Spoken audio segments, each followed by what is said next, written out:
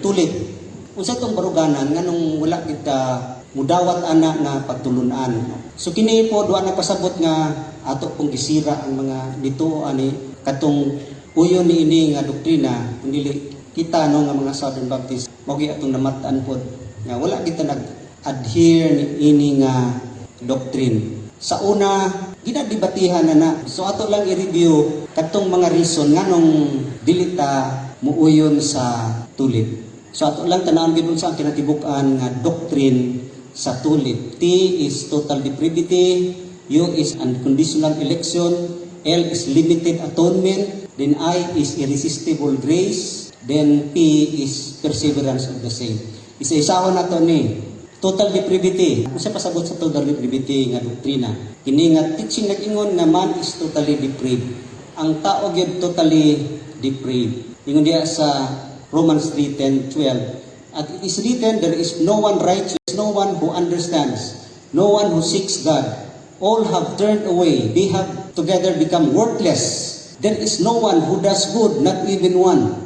Mo ni ang quote sa total depravity nila nga text. Dagat pa, pero kini ang murag syndrome niya. Kini po, John 6:44. No one can come to me unless the Father sent me, draws him, and I will raise him up at the last day. Ang kini nga dati nag-ingon nga ang tao gyud ang iyahang whole self, tanan nga parte sa iyahang pagkatao, mind, emotion, will, ang iyang heart is corrupted by the sinful nature. Pagkasala ni Adan ug ni Eva, mo nay nahitabo ang tao affected na ang iyahang pagkatao, completely corrupted.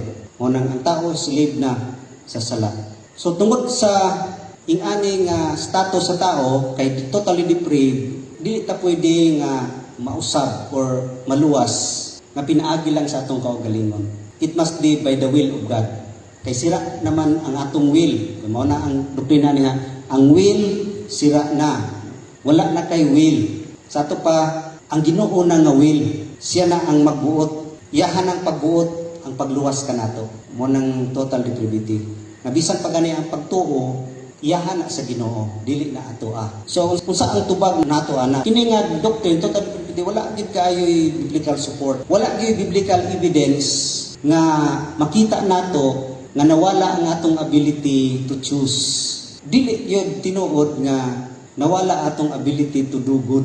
Kita na pagid kitay ability to choose God or to do good.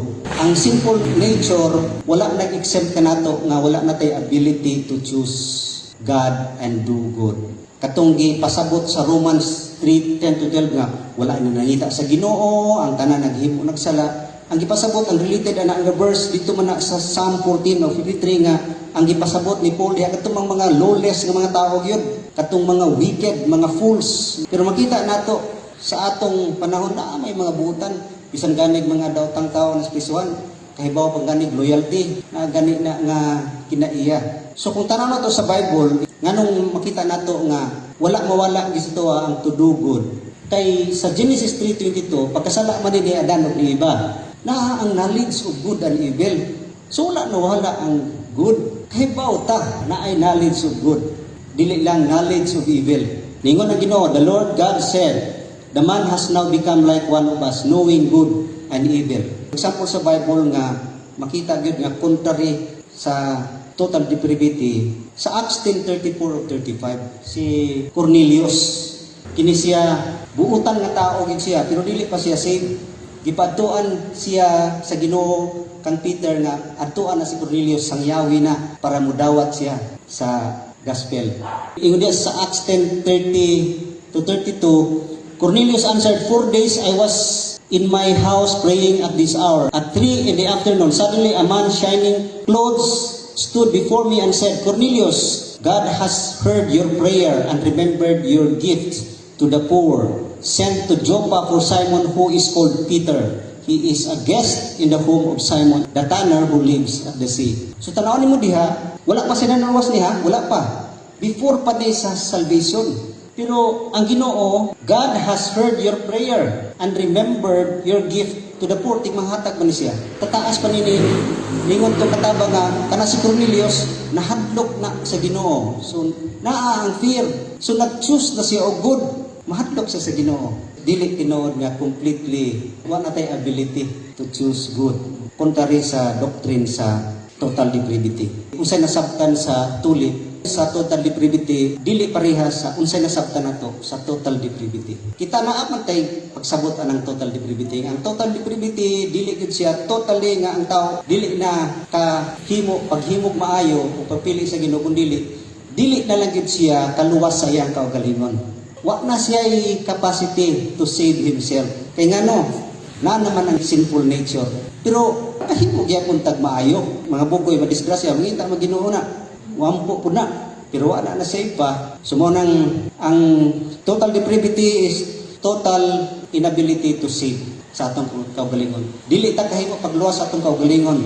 Kinahanglan tag outside sa tuwa ang luwas. We need grace kay dili pwede kita lang kay kita na ay sinful nature. Ang gipasabot sa Romans 3:23, for all have sinned and fall short of the glory of God. Dili completely nga sinful lang tao. Kundi short siya, meaning wala kaabot sa standard sa Ginoo. Hapit mo abot or layo mo abot, pero na ay almost wanang short lang kita. Kay atong i-define ang sin, missing the target man na. Hamar siya. Nisipyat ka pag-igo, dili ka kaabot. Yan na. Dili kita kahimo nga mo believe, mo repent kung wala ang balang espiritu nga mo convict ka nato. So wala mawala atong will, wala mawala ang ability to choose. Mao ka na ang total depravity. Ituhan sa tulip is totally wala na tay will. Pero sa tuwa, naa pa. Kung sa kagamay nga porsyento, pero naa pa tay ability to choose. Ikaduha is unconditional election. Kung say meaning ani, God alone determines who is among the elect. Ang Ginoo ra gyoy magpili kinsay iyahang luwason. O nang unconditional, walay kondisyon kay siya man, walay kondisyon. Di siya magkondisyon, kundi siya ragi magbuot. Kung taong ginato ni pagmaayo, kini nga teaching nagtudlo nga siya ragi pwede mo pili. Swerte na pili, malas ang wala na pili. O nang he chose according to his will, without merit of any individual. Kinipod nga teaching, kini nga doctrine nag-assert nga kung appeal good ang will, na ay kondisyon, kaluwasan. Kung sa kondisyon, faith. Ang gi-require sa Ginoo, faith, pagtuo. So ang atog yung gituuhan nga naog yung responsibility ang tao. So mo ang gibasihan nila nga text, unconditional election nga who have been chosen according to the foreknowledge of God the Father through sanctifying work of the Holy Spirit and sprinkling by His blood, grace and peace be yours in abundance.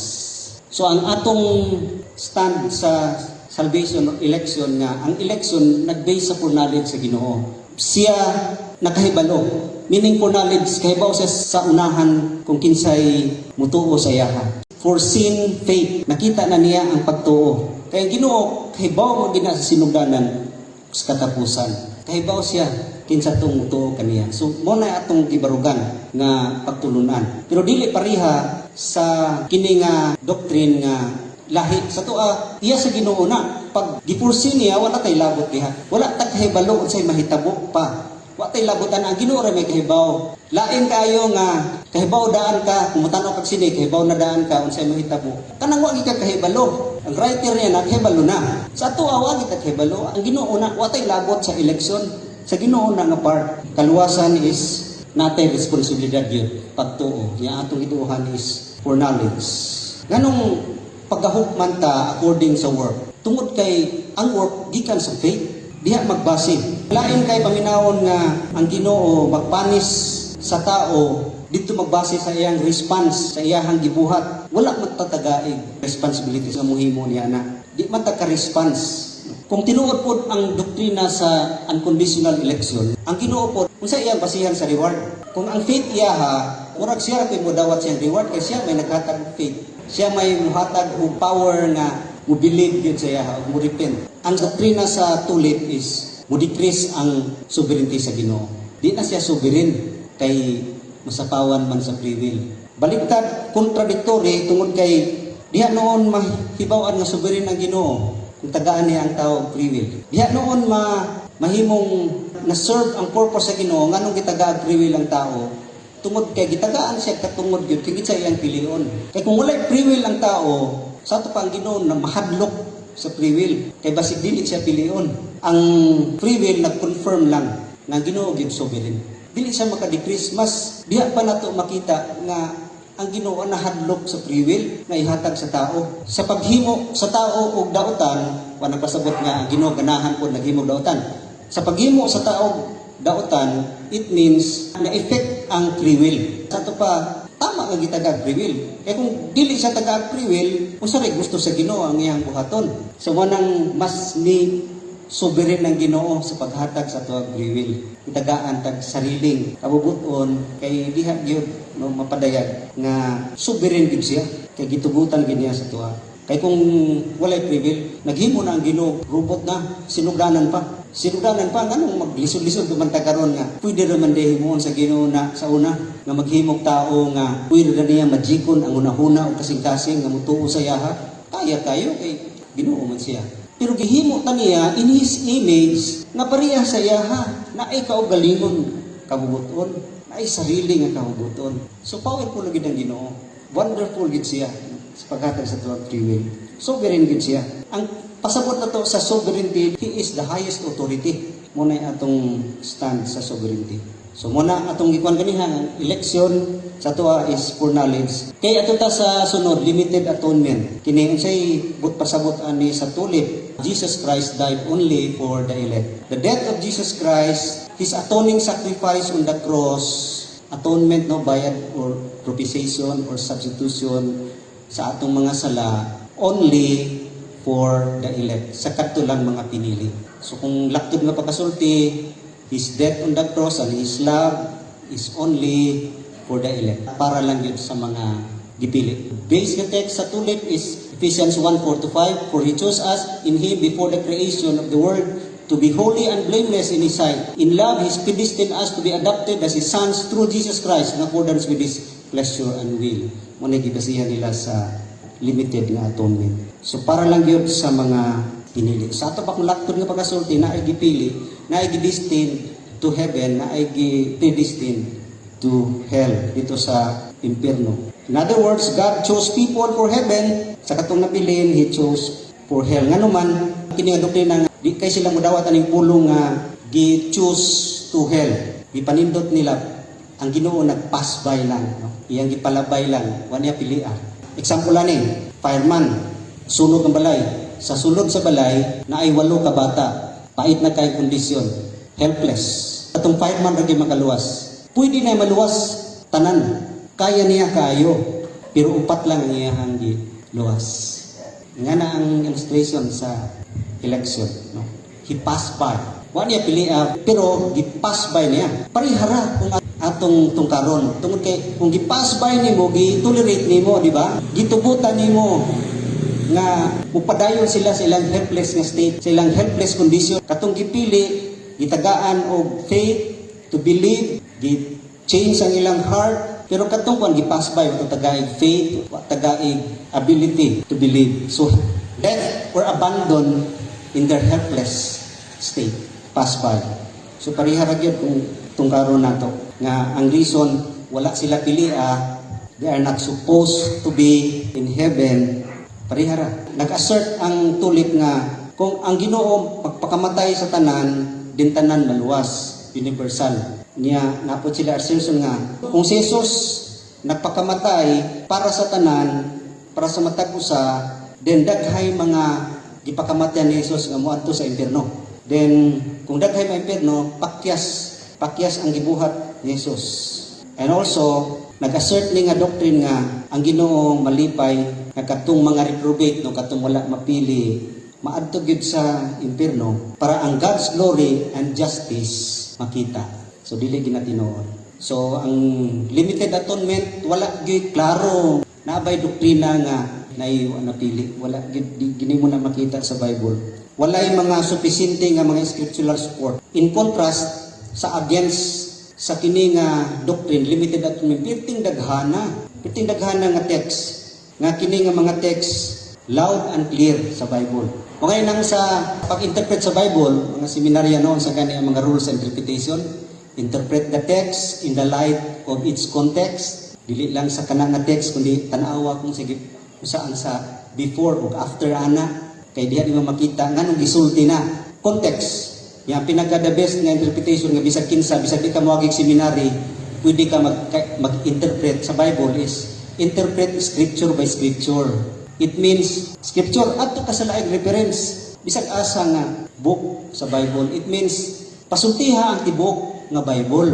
Dili lang sa usa ka text nga diha na dayon ka nag-base sa imong doctrine. Unsay gisulti gid sa tibok kasulatan mo nang kung nag-stand ka sa limited document pila ka text nga mahatag nimo nga bisag implied lang kanang but pasabot lang no pila gyud ka text unya tagaan po kag mga text sa against limited atonement aso-aso man pod kitindaghana layo ra kaayo no ikumpara so makita nato na karon so ang Bible loud and clear gyud ang tulip is naga-pervert naga-misuse sa other nga text sa Bible gani mo nang gitawag og hyper mo nang ang Calvinism daghan kaayo na ay 3-point, na ay 4-point Calvinism, na ay hyper Calvinism, na ay soft Calvinism. Amot nga nung daghan man sila. Wagid siguro kung nag-uyon. No? O nang tanaw na to nga sa ilang mga paggamit sa text sa Bible, daghay na tamakan. No? Mo nang hyper kay daghay di-emphasize ko nila ang isa ka text niya. Natabunan ang daghan kaayo nga text sa Bible. Ano no, hyper. So tanaw na to ang Bible kung tinuod na. No? Pasultiyon na to scripture by scripture. Ang limited atonement, nganong dili gyud mo uyon ang Southern Baptist tungod kay it is a bridge siya sa nature sa Ginoo, sa iyahang character, sa iyahang attributes. Unsa nga particular attributes ang na-bridge diha, ang nalapasan or nagka-conflict. Kining ma-question ang iyahang love nga attribute. Diba? God is love, God is holy, God is just, no? Justice. O nang iya mga major attributes sa Ginoo kung kinsa siya. Kining limited atonement, gi-attack niya ang karakter sa Ginoo nga love. So gipagamay niya ang love nga nahimong limited ni. Kining doctrine sa limited atonement nagpasabot nga ang Ginoo wala na higugma sa tanan. Ug dili kina tinuod. Tagaan nato bersikulo sa Bible nga piting daghan na gyud. Di naman nato pwede ihurot diri tanan. I-mention lang nato ha. For God so loved the world that He gave His only begotten Son, that whoever believes in Him shall not perish. God so loved the world. No? Pero sahay sa tulip, ginausap nila ang meaning sa word. Nabisag asa ni mo tanaw ng word, kasagaran gimin, cosmos, entire. Kung kuha mo sa Greek, na ay mention nga dili, cosmos, pero wala nagsulti nga elect lang. Pero sa tulip, ang word, ilang usabo na, the elect. For God so loved the elect, that He gave His only begotten Son, o wala. So dinhi ang love sa Ginoo sa kalibutan man, wala man ingon para lang sa elect, para lang sa magibili. Unya nahigugpag gid ang Ginoo sa tao kay diha, the Lord is not slow in keeping His promise, as some understood slowness. He is patient with you, not wanting anyone to perish. Nahigugpag gid siya. Di unta gid niya gusto nga naay mawala. Di niya gid unta gusto nga naay maimpierno. Gusto niya, wala, gusto niya nga ang tanan mag-repent. Tanawang gigamit rin ha, anyone, bisag kinsa ganiha, the world, karon anyone, wanting anyone, niya, everyone, tanan man gina. Unya, 1 Timothy 2:3-4, this is good and pleases God our Savior, who wants all men to be saved. Klaro kaayo, clear. Walay dapat interpretation. Sa Bible, na ay usahay mo apply ta og interpretation kay naggamit siya og figurative nga word para nang Jesus is the door. Kahoy bilay Ginoo, portahan bilay Ginoo. Symbolikal siya ang agihanan paingon sa langit. O ana. So dili kinahanglan plain, loud and clear. Wala i-interpret diha nga symbolikal. Klaro kayo nga Savior wants all men, tanan gusto niya maluwas. Then dinipod sa Hebrews 2:9, but we see Jesus, who was made a little lower than angels, now crowned with glory and honor, because He suffered death, so that by grace of God He might taste death for everyone. Pakamatay siya para sa tanan. For everyone. Wala ingon for the elect only. Everyone man gigamit. So layo ra gyud kaayo ang interpretation sa tulip nga mingon sila nga He died for the elect only. Kay ilisan man ang everyone, anyone, og elect, or the world. Dini, clear. Morning ang mga verse nga matamakan. 2 Corinthians 5:14-15, For Christ's love compels us because we are convinced that one died for all, and therefore all died. And He died for all, that those who live should no longer live for themselves, but for Him who died for them and was raised again. Tinuod, si Jesus namatay alang sa tanan. No? Ang tamatay ni Jesus para man sa tanan. Kay ang tanan nangamatay. Tinuod magina, ang tanan nangamatay. All have sinned and fall short, for the wages of sin is death. Tanan man ta nakasala, spiritually dead ta. Spirito namatay. Muna yung diha nga, therefore all died. Munang nagpakamatay sa tanan.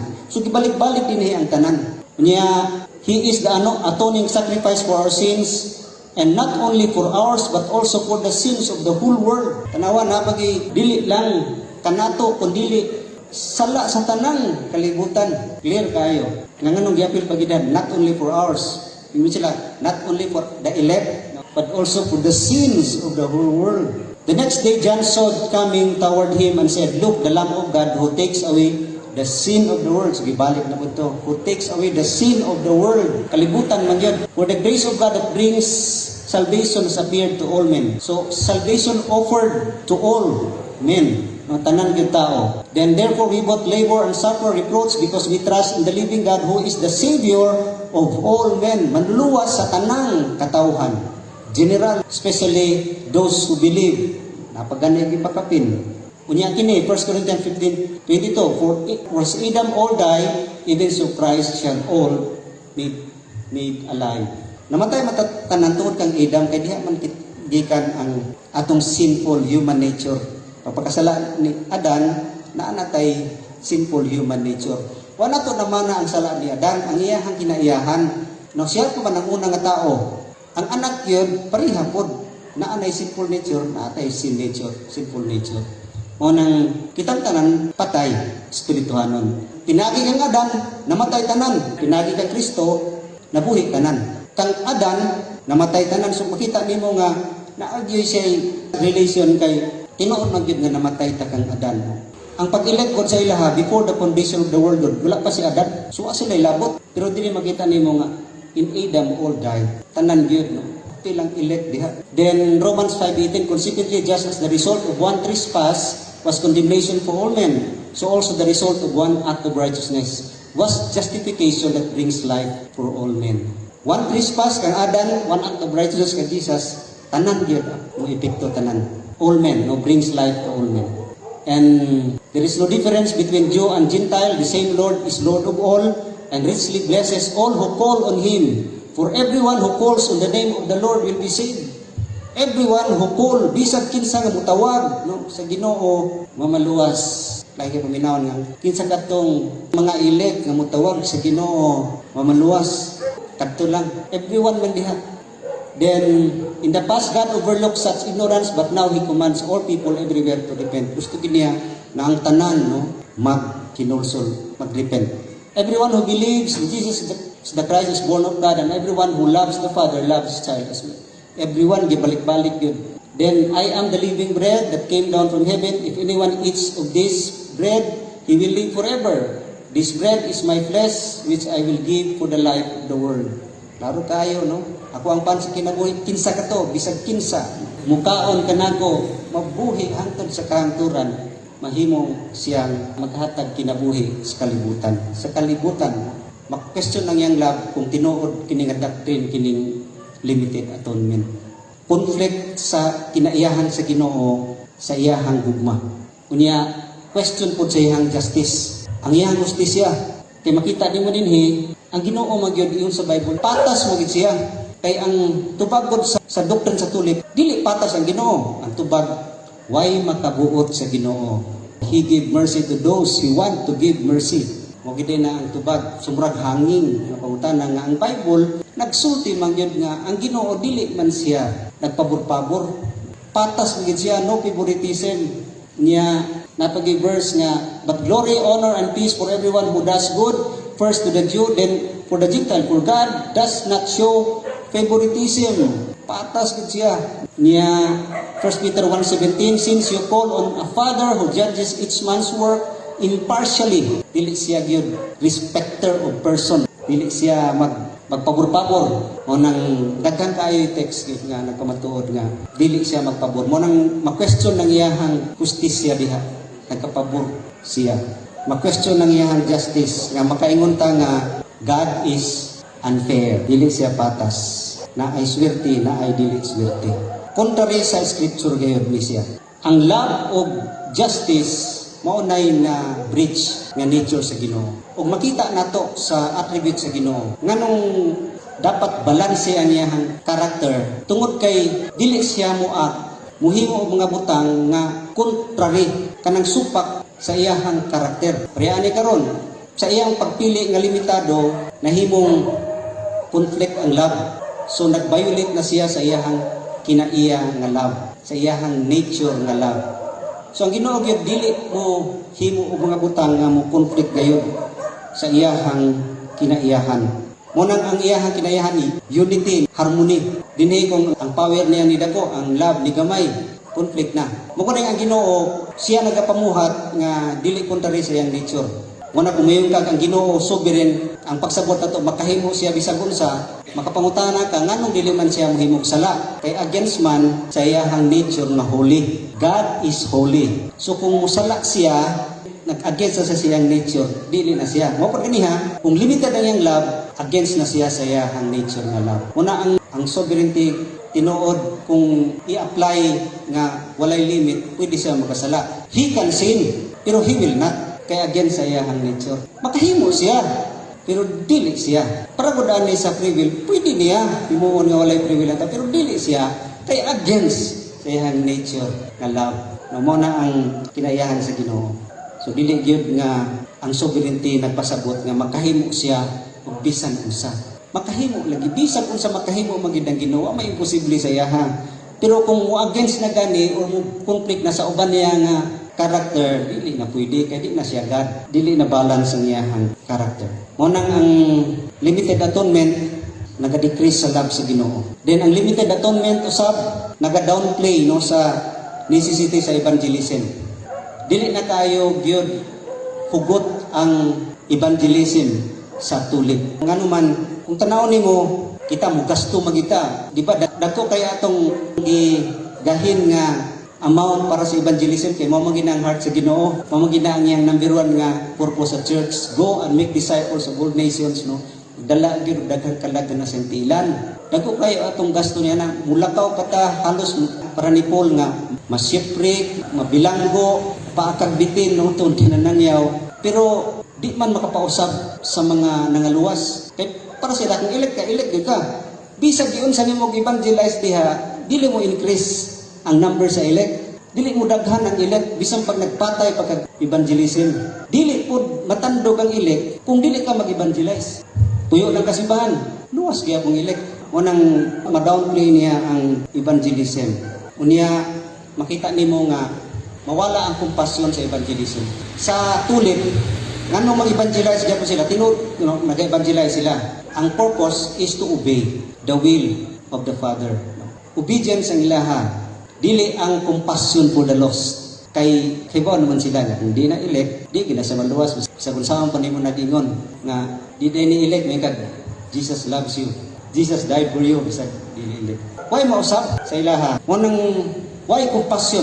Dili pareha kita sa character ni Jesus nga grabe mo siya compassion before the lost. Kay nakita giniya ang lost nga helpless gyud. Kita kahibaw na daan nga elect na di na kay power ng evangelism. Walay compassion no. Walay kahangawa gyud sa mga nangawala. Sa atong gituohan nga naay atonement pero unlimited. He offered to everyone, he died for everyone. Pero dili universal nga tanan maluwas. Kadto lang mo response, kadto lang mo believe, kadto lang mo accept, kadto lang mo repent. So depende gyapon sa tao. Naay unlimited atonement pero naay limited redemption. Kadto ra mo response. Limited ang redemption pero unlimited ang gi-invite niya tanan, gi-offer ang tanan, gigugman niya tanan. Gusto niya tanan mag-repent. Depende kung sa response. Niya, makita po nimo ang election sa Bible, dili gyud almost all of the time nga it relates to salvation. Ang election sa Ginoo dili ma-equate usahay nga salvation ang katuyuan ni ana. Daghay mga gi-elect sa Bible nga wala mutuman sa will gyapon sa Ginoo. Diha sa Matthew 23 to 37 kanang ningon diha nga Israelites gipili man sa Ginoo pero nikon man diha Jerusalem kung napatuo kinakita man gid ni Jesus nga grabe gid ang mahitabo sa Jerusalem atakihon kini mag-destroy gid kini unang pagsud niya triumph entry siya Jerusalem unito palang unta kanako nga ako murag gyud og kanang babae nga manok nga gusto gid niya kuno na iyang mga children pero kamo may dili willing sa to pa nag-disobey sila so palpak bang election. Look at King Saul. King Saul was chosen by God. Pero gi-judge gyapon niya in the end ang kinabuhi ni King Saul. Mo nang election does not always equate salvation. Mo nang luoy ang mga reprobate. Kay kung tanawon nimo ang mga reprobate, ang focus sa tulip sa limited atonement is ang love niya sa mga gipili. Kunya damnation for the lost sa mga reprobate. Mo nang luoy ang reprobate kay destined to hell before he is born. Lain ka paminawon nga bagong anak niya, kung wala na elect, bagong anak na bata, mamatay na, impierno. Reprobate man. Kay elected siya before siya na anak. Ingana. Unya, di ka not repent, kay man sila tagaig chance. Mas sila tagaig power no, to repent. Unya, di ka not believe, dili sila makatuo tungod kay wala sila tagaig faith. Muna yung mga tulunan sa tulip. Unya, he was not, is not, and ever will be loved. Tungod kay wala na higugma Ginoo sa ila. Na yung mga base sa tulip nga, ang basihan nila katong Jacob he loved, Esau iyang gi-hate. Ilahapon ng ginagamit. So luoy ang mga reprobate, grabe ka makaluluoy kayo. Niya, foreordained to commit sin, kay biyaan sila in a state sinful, wala sila giusab. So mao kana ang limited atonement. Then irresistible grace. Kini nga pagtunan ningon nga grace cannot be resisted. Ang grasya dili gina nimo ma-resist. Mo nang kung tandugon ka sa belang espiritu, ma-enlighten ng imong mind, di gid ka resist. Mudawat gyud ka, believe gyud ka, repent gyud ka. Dili ma-resist, dili mo mapugnan. Ila pang pasabot ni nga dili pud ni siya divine coercion. Kana bitong gihadlo ka o gipugos ka, kundi compelling persuasion. Kana bitong mga salesman, no? Gi-persuade ka. Kini nga doktrina, the same gyapon nga naga-strip sa free will sa Ginoo. Giwala niya ang free will. Dili tinuod nga dili ma-resist ang Holy Spirit. Ingon diya sa Acts 7:51, you stiff-necked people with uncircumcised hearts and ears, you are just like your fathers. You always resist the Holy Spirit. Mga Israelites mo niyang nani, pero nag-resist sa Holy Spirit. Kanang sa Matthew 27, katong gibasa kaniha nga, Jerusalem, Jerusalem, no? You kill the prophets and stone those sent to you. How often I have longed to gather you children together, as hen gathered her chicks under her wings, but you were not willing. Will sa Ginoo na, pero dili magid sila. So na-resist ang will. The story of the rich young ruler sa Matthew 10:17 to 27. Katong dato nga batanon, ngutan na siya Jesus, unsaon makaangkon og kinabuhing dayon, eternal life. Yung si Jesus, nakatuman nimo ang sugo. It's tuman ako na sukat pa sa bata pa ko. Yung si Jesus, isalay ko lang nimo, go sell everything and give it to the poor and come follow me. Wala siya, unwilling siya, dili siya. So sa pagsugod pa daan niya, naanay persuasion, kuha na siya, lahit din si Jesus. Murag naagin siya, na-touch na siya, pero resistant siya. Napoy text sa Bible sa Acts 26, katong si Agrippa, si Festus, sa Acts 26, 28, katong iatubang si Paul dito sa hukmanan niya, nag-explain, yan ingon si King Agrippa, do you think that in such a short time you can persuade me to be a Christian? Dini makita nimo nga murag si Agrippa, murag nagpamati na siya sa kuan ni Paul pagpadayag, natandog na pero nagresist. Daghan sa mga disciples sa una nga nagsunod kay Jesus, sigig sunod, na-touch na no sa kahibulungan nga gibuhat ni Jesus ug sa iyang karakter, pero ingon ni Jesus nga muadto kay patyon ko anay nanunod kay sila is running after the blessing. So nag-resist sa will, sa conviction sa Holy Spirit. Si Pilato, Pontius Pilate, mo gani nang hunaw siya, kay duha-duha gid siya, lahi gid si Jesus. Nagpadamgo pa ang iyang asawa. Ginag-touch na siya, naanay touch sa iya sa Holy Spirit. Pero nanghinaw siya, nag-resist. So, nag-resistance. Kanang compelling persuasion, the same ra na sa gitawag na to nga gipilit lang yapon ka, forced grace na. Basta dili ka maka-resist, meaning wala involvement sa human responsibility. Human responsibility was taken away. Kung di ka ka-resist, murag gitawag lang ka nga passive agent. Passive agent lang ka. So parihara nga napugos gyapon ka diha. So di gyud na tamo follow sa irresistible grace. Ay mga instances nga ang grasya gi-resist. Munang for the elect, kitagaan sila og offer nga literally dili ma-refuse. Pero katong dili elect, kitagaan sila og offer nga literally dili po sila ka-accept kay mga reprobate man. So mao na ang doctrine sa irresistible grace. And lastly, perseverance of the saints, nga ang pagsabot nini naay pare-pareha sa tuwa nga once saved, always saved. You cannot lose your salvation. Ang rason nila nga nung dili nimo ma-lose imong salvation kay gi-elect man ka daan. Wala ko tay gid ka. Pero sa tuwa dili ta sa gitawag nga perseverance of the saints. Sa tuwa katong eternal security na to kaniha is preservation of the saints. Gi-preserve ta, gi-kept ta no, sa Ginoo nga dili gid mawala. Siya ang nag-kept sa atong kaluwasan. So mao kana ang natibukan sa tulip nga ang tulip gyud sa doctrine nga God by sovereign grace predestines people into salvation, that Jesus died only for those predestined, and that God regenerates the individual to where he is and then able to and wants to choose God, and that is impossible for those who are redeemed to lose their salvation. Unang kini nga doktrina nag-emphasize sa sovereignty o nag-under-emphasize sa responsibility sa tao. What responsibilidad sa Ginoo tanan. So mao kana kinatibukan.